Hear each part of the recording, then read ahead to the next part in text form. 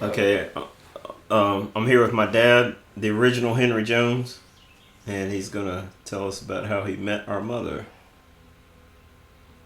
Wow. Well, that goes back a long ways. That nut, cut, and coat were a trio of guys, and one of the trio was Obedia's brother, Cut. Okay, Cecil Cunningham, right? And Mrs. Rogers was like my second mother, and I had always known Obedia from the time I hit town, but she were a person that were away from home, away in school. And I think at that time that you were a student at Tennessee State.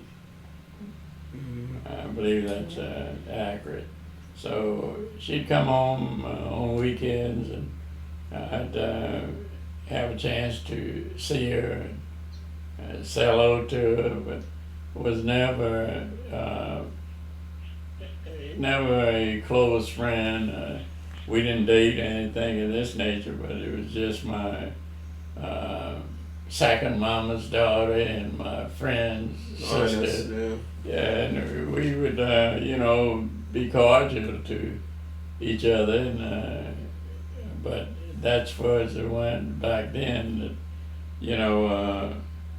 That Obedia was actually at a different level than me and her brothers was at the time. We were like Obedia stayed on a different level. yeah, she was a different level than we were. But anyway, that remained just friendly, and I always stayed close to her mother, Miss Rogers, and there were times when I would come home from the hotel, and for whatever reason, if she wanted something from town, needed something from town, she'd call me up, and sometimes call me up as opposed to calling the son up and tell me what she needed me to bring home. And sometimes I thought it was the fact I had the car. That I had the car, and all the kids in the neighborhood that would go to work, I was the guy who transported them to the work and brought them back. And a lot of time we would work late, and too late to catch the streetcar, the last streetcar coming back to our neighborhood. But that was about as close as I got to your mom during those days. But many years later, Fast forward. Yeah, fast forward. I'm this Air Force guy, and I get an assignment going to Wright-Patterson Air Force Base. And the first thing that I had thought about were Obedia being in that town in Dayton, Ohio. Okay, and I was kind of happy about the assignment that Cecil, my buddy Cut, was in that town. Miss Rogers was in that town, and Obedia was there. And what I thought about Obedia says she's always very popular and very friendly to people.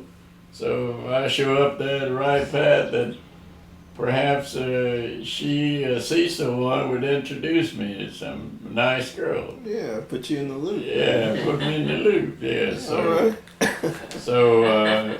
that was what I had in mind. But when I showed up in town, I think Obedia had some other idea that she had expressed this. I think she has expressed this publicly after I showed up and was kind of kind to her, hoping that she would introduce me to some of her friends. She decided she wanted to keep this one for herself.